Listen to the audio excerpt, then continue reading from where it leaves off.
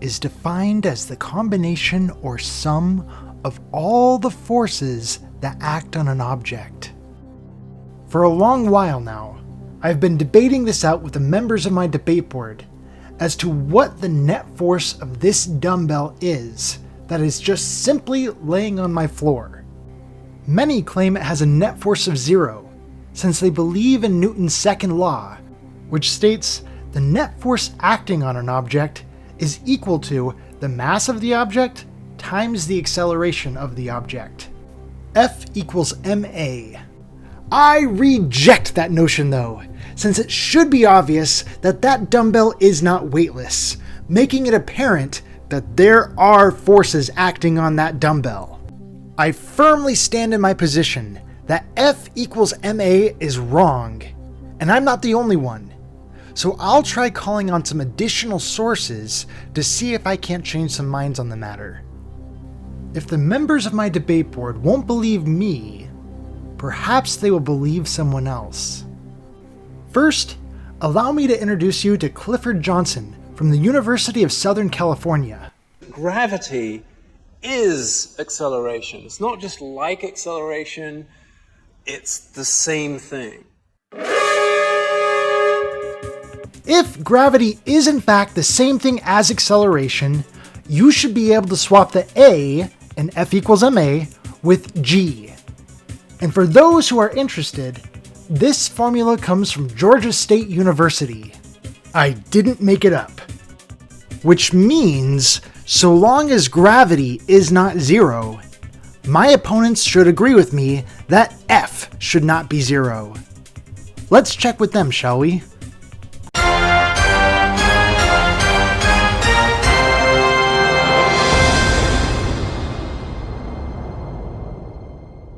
Twirly Socrates, do you agree that the dumbbell's weight is a force? Yes. Newton and pound force are both units of force. Do you agree that weight and force are interchangeable? In general, no. If gravity was the only force acting on the dumbbell, then yes. Okay, we agree that the weight of an object is the net force of an object, so long as it is the only force present. So Twirly Socrates should agree with me that this weight does not have a net force of 0, except he believes that there's another force present, which is coming from the floor, which is an upward force that is canceling out the downward force of gravity. The weight of the dumbbell is only the net force of the dumbbell when the dumbbell is in free fall. No, weight and force are not interchangeable. Weight is the force on an object due to gravity, or at least that's one definition. All definitions include gravity. Forces unrelated to gravity also exist, like the normal force, or magnetism. If I push an object, the force I exert on it is not weight. If you push on an object, the force might come from a different source, but it is still considered weight. This is why the amount of force of a boxer's punch is measured in pounds. That's not just a pun there.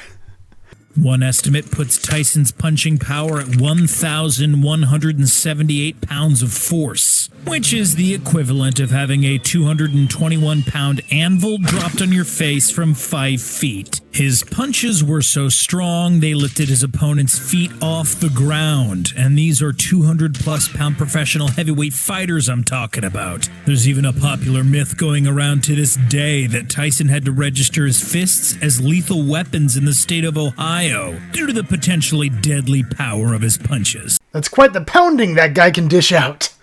How is that related to your argument? Pounds are used to measure any force, not just weight. That is my argument. Force and weight are interchangeable terms. Weight is a description of how much force is present. Yes, I understand that, but you're just giving examples of things measured in pounds, a unit of force. How does that show that force and weight are interchangeable? Mike Tyson is described as a heavy hitter. His punches have a lot of weight behind them. It's measurable. They are interchangeable terms. Yes, and emotionally distressing situations are also called heavy. A profound speech can be said to have weight. So do you agree that they are interchangeable terms? No, I don't. You don't say that the force due to gravity is large about an emotional situation. My point was that colloquial use of language and the language used in physics are different. Then why did you say yes? I was agreeing that Mike Tyson can be referred to as a heavy hitter. How is that not using force and weight interchangeably? Because it's colloquial use of that term, not an accurate physics description. It sounds to me like you're just saying, I'm going to use weight and force interchangeably, but don't take me seriously when I do. It sounds a lot like those people who claim, science never proves anything, but I'm going to act like it does. I'm sorry. I'm going to have to call an impasse on this one.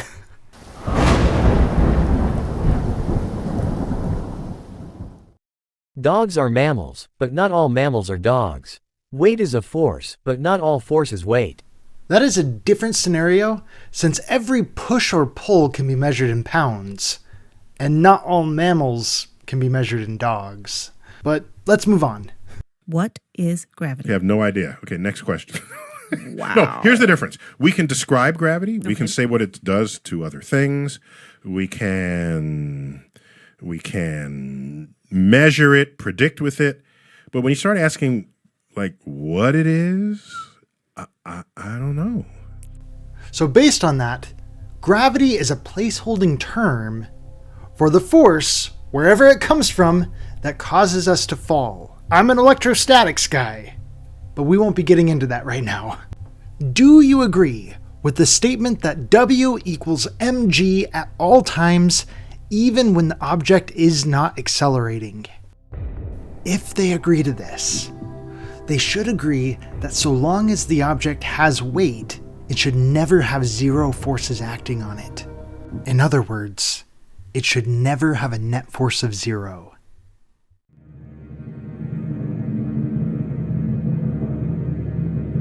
In a uniform gravitational field, yes.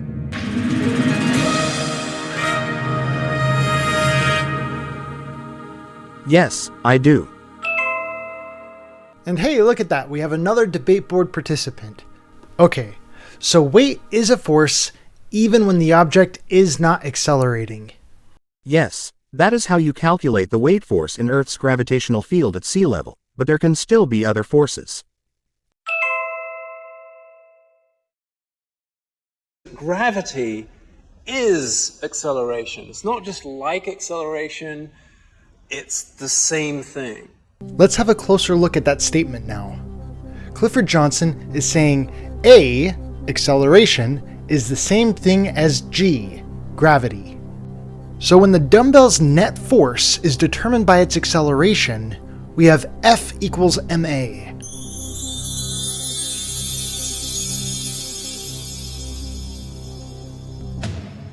This means if the weight on the floor is accelerating, then F cannot equal zero. But if the weight is not accelerating, then F must equal zero. However, this would also mean that gravity is not acting on it at all, which would make it weightless, right? The net force acting on the dumbbell is the mass of the dumbbell times the acceleration of the dumbbell, or gravity. According to Clifford Johnson, F equals ma is the same thing as F equals mg. So, is Newton's second law true or false here?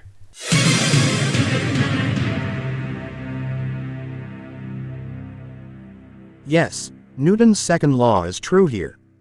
Noted. Now how about you, Twirly Socrates? What do you think? Newtonian gravity and general relativity are two completely different theories of gravity. They make different predictions. They are operationally incompatible. They are philosophically incompatible. Your question tries to borrow ideas from one and apply it to the other. You can't test Newton's laws if you aren't using them. There isn't an answer to your question because the question is nonsense. Are you claiming Einstein's theories have nothing to do with force, mass, and acceleration? Sort of, yes. When Newtonian mechanics and GR talk about mass, they're talking about different concepts. GR doesn't really use the word force anywhere. Even acceleration are represented very differently. Gravity is acceleration. It's not just like acceleration, it's the same thing. I'm sorry, I've got to disagree with you in your claim that Einstein's theory had nothing to do with mass and acceleration.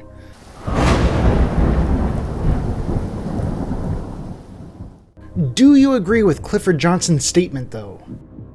Newtonian gravity? No. Newtonian gravity is a force. The quoted people are talking about general relativity. It's a completely different theory of physics. I'm sorry, that doesn't answer the question. But for the record, I disagree with Clifford Johnson. Do you agree with me that Clifford Johnson is wrong?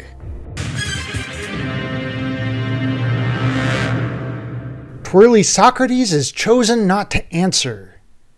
How about with you, Dominic? What do you think? I agree with Einstein, who originally did this thought experiment. Based on this equivalence principle, Einstein wrote his papers about general relativity, which are a generalization of Newton's laws when dealing with relativistic speeds and masses. For non-relativistic scenarios, like your dumbbell, general relativity can be simplified to Newtonian physics. There, gravity and acceleration are slightly different things.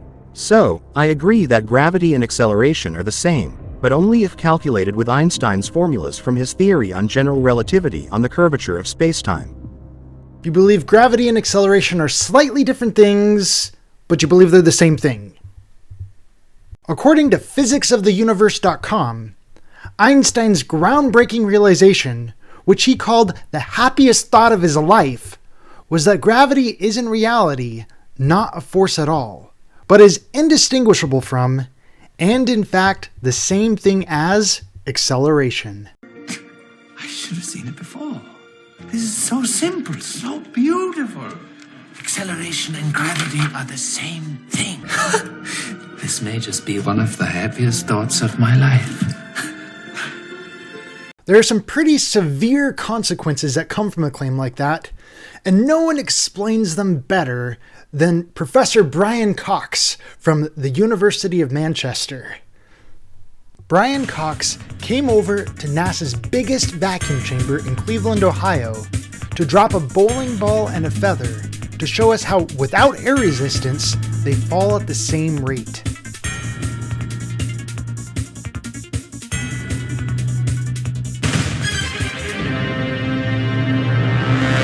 Now listen to what Brian Cox says next. Isaac Newton would say that the ball and the feather fall because there's a force pulling them down, gravity. But Einstein imagined the scene very differently.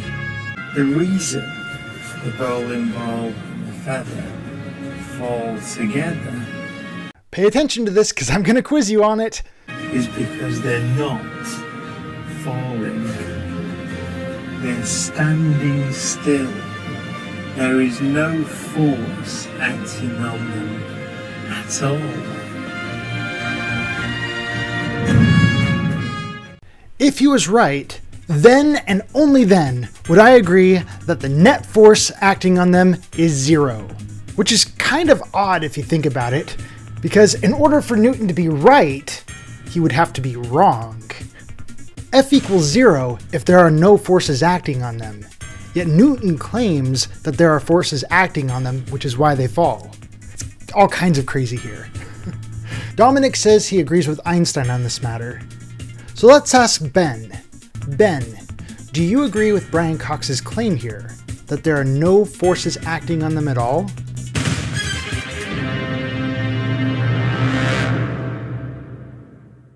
In the context of GR, in a free-falling reference frame, sure. Do you agree that a reference frame can't cause the bowling ball to fall faster or slower than the feather? If they're close to each other, sure. Do you agree that even if the bowling ball and the feather were on opposite sides of the room, the reference frame would not affect the duration of how long it takes for them to reach the floor? Sure. So concerning Brian Cox's statement about how the bowling ball and the feather hit the floor at the same time, do you agree that it had nothing to do with reference frames? Okay, sure, I can agree that Brian did not mention reference frames in his explanation. That doesn't answer my question. Do you agree that the reason why this happened in this instance means the thing that caused this to happen? Sure, but different reasons aren't mutually exclusive. Do you agree that Brian was saying the bowling ball and the feather hit the ground at the same time because there was no force acting on them at all? No. The reason why is because the Earth was accelerating towards them. The lack of force is not the reason for their motion. Do you agree that Brian Cox claimed the ball and feather were motionless? Sure. The reason the bowling ball and the feather fall together is because they're not falling. They're standing still. There is no force acting on them at all. Do you agree that Brian Cox claimed that the bowling ball and the feather hit the floor at the same time because they were motionless? Nope. They could have both been moving relative to an inertial frame and still impacted at the same time. The reason why they impacted at the same time is because they were motionless relative to each other and the ground was accelerating relative to them. Do you agree that standing still means the same thing as motionless? Sure. So, do you agree that Brian Cox said the bowling ball and the feather hit the ground at the same time because they were motionless? Nope. I already explained this to you. They hit at the same time because they are traveling at the same velocity relative to each other, motionless in this case, and because the ground is accelerating towards them. If the ground were also motionless, they would never hit the ground. Do you agree that something that is traveling is not motionless? Relative to what? I can be sat in a car, not moving relative to my car, but moving relative to you sitting on a bench. Do you agree that changing your reference frame does not change your rate of fall? It does not matter locally, like in a room, but it does matter if one object is on Earth and one on the Moon. Do you agree that changing your reference frame does not change the scenario? It only changes how you view the scenario. Nope, I'm saying the rate at which something falls relative to the ground depends on how fast the inertial reference frame at that point is moving relative to the ground. So you claim changing your reference frame can speed the ball up or slow it down? Not what I was saying, but that is also definitely true. Impasse.